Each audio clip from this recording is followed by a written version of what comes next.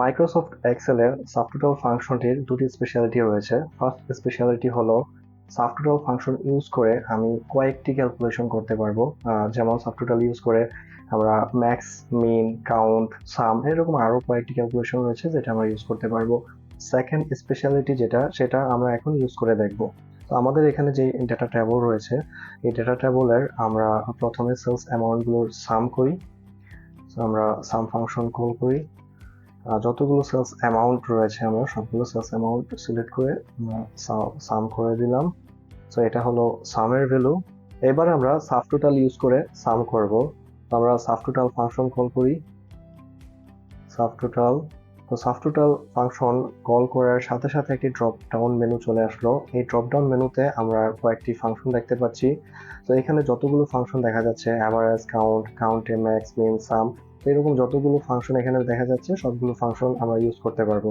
তো আমাদের দরকার সাম। তো সাম 9 নম্বরে রয়েছে। কিবোর্ড থেকে আমরা এখন 9 প্রেস করে দিতে পারি, অথবা আমরা যদি সামের উপর ডাবল ক্লিক করি তাও হবে। এবার আমরা যেই ভ্যালুগুলোর সাম চাচ্ছি সেই ভ্যালুগুলো সিলেক্ট করে দেব। আমরা সবগুলো ভ্যালু সিলেক্ট করে দিলাম। তো দুইটা ভ্যালু সেম চলে আসলো। এবার ডিফারেন্স হলো আমাদের এই টেবিলে আমাদের ফিল্টারের দরকার হয়। আমরা এখন কিছু ডাটা ফিল্টার করি। যেমন আমরা রিজিয়ন ওয়াইজ, আমরা যদি শুধুমাত্র ইস্ট রিজিয়নের ডাটা চাই তাহলে আমরা ইস্ট রিজিয়ন ফিল্টার করি।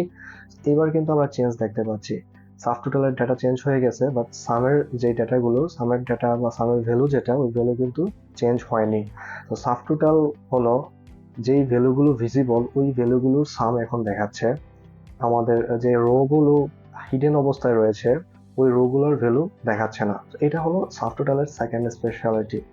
যা সিমিলারলি আবার আমরা যদি এটা বাদ দিয়ে আমরা যদি ম্যানেজার ওয়াইজ আমরা শুধুমাত্র হায়ারম্যানের ডেটা দেখতে চাচ্ছি, তাহলে এখানে যেই ভ্যালুটা দেখা যাচ্ছে সেই ভ্যালুটা হলো ভিজিবল যে ডেটাগুলো রয়েছে, এই ভিজিবল ডেটাগুলোর সামের ভ্যালু। এটা হলো সাবটোটালের ফাংশন।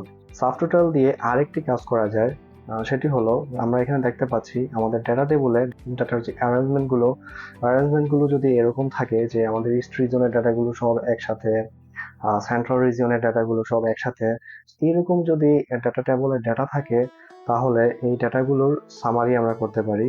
তার জন্য আমাদের যেটা করতে হবে সেটা হচ্ছে আমরা প্রথমে ডাটা মেনুতে যাব। ডাটা মেনুতে গিয়ে এখানে আমরা সাবটোটাল দেখতে পাচ্ছি।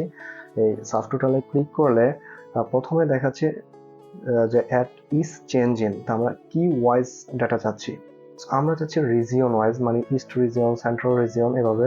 সেই জন্য আমরা এখান থেকে রিজিয়ন সিলেক্ট করে দেব। এবার ইউজ ফাংশন যেহেতু আমরা সাম চাচ্ছি, আমরা এখানে সাম দিব। আপনাদের প্রয়োজন মতো আপনারা কাউন্ট, এভারেজ যেটা দরকার হয় সেটা দিতে পারেন। তো এইবার আমি কোন ভ্যালুগুলোর সাম চাচ্ছি, আমি শুধুমাত্র সেলস অ্যামাউন্টের সাম চাচ্ছি, এজন্য আমি শুধু সেল অ্যামাউন্টটাই সিলেক্ট করে দিব। এখানে আমি যদি ইউনিট প্রাইস, ইউনিট এগুলো সিলেক্ট করে দিই তাহলে এগুলোর সামও দেখাবে। সো আমাদের এগুলোর ভ্যালু দরকার নেই।